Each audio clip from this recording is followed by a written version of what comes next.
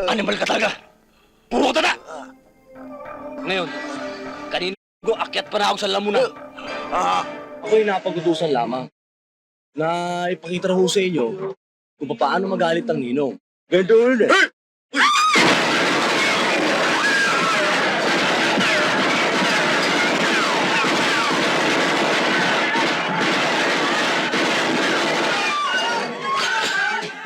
Hanggat di ka nagbabago, hindi kita titigilan. Naintindihan mo ba? Babalik at babalik ako rito. Tsaka ako na rin sasagot para sa ninong ko. Karin!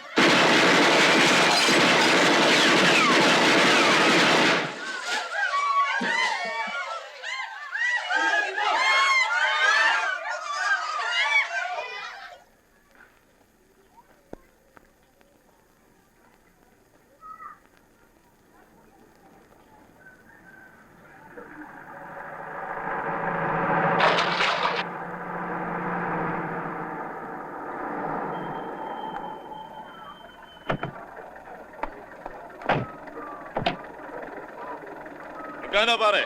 20 pesos ho. Dahan-dahan ha. Oh, Oh, tignan mo yung Brad, libre ka pa? Oho. Ano ba to? Bachi na, dali! Bilisan mo! sige, bati mo! Dali!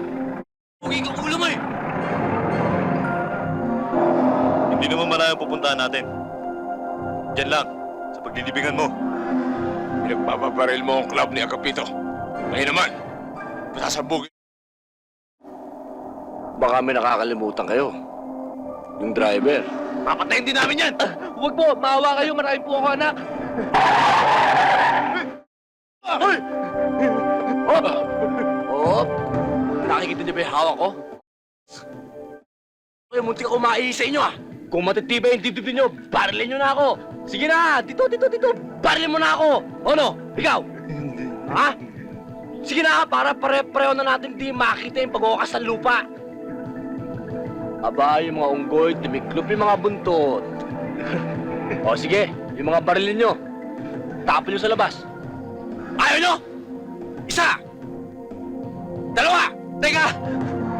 Tatapon na! O sige, ikaw, paranin mo ako! Sabi ko, paranin mo ako! Ayaw. Hindi ka na makakawala sa amin, Bombo! Bilis ka na! Sa impyerno tayo magantingan. Naabunot ko na eh. Happy New Year!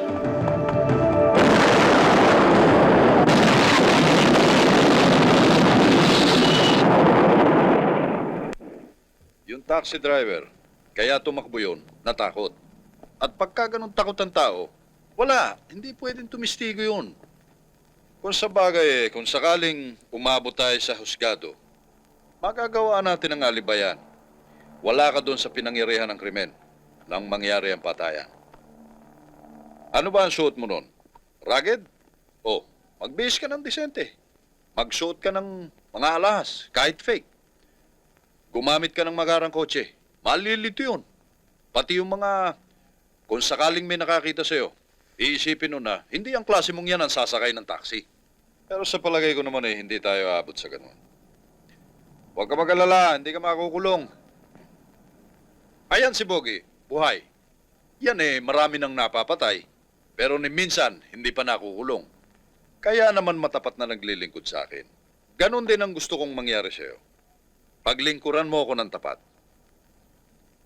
Paminsan-minsan nagkakaroon ng pagsubok. Pero doon naman talaga nasusukat ang katapatan ng isang tao, hindi ba? Huwag mo na subukan yan, boss. Ang iklog niyan, para lalo mo... Akyat manahog sa lake.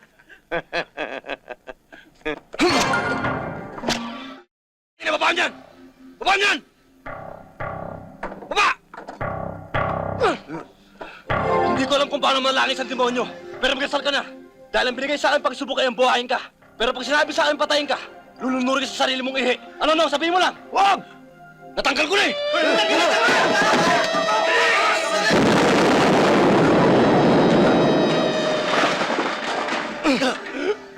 Animal ka talaga! Puro ka na! Ngayon, kanina ko akyat pa na ako sa lamunan.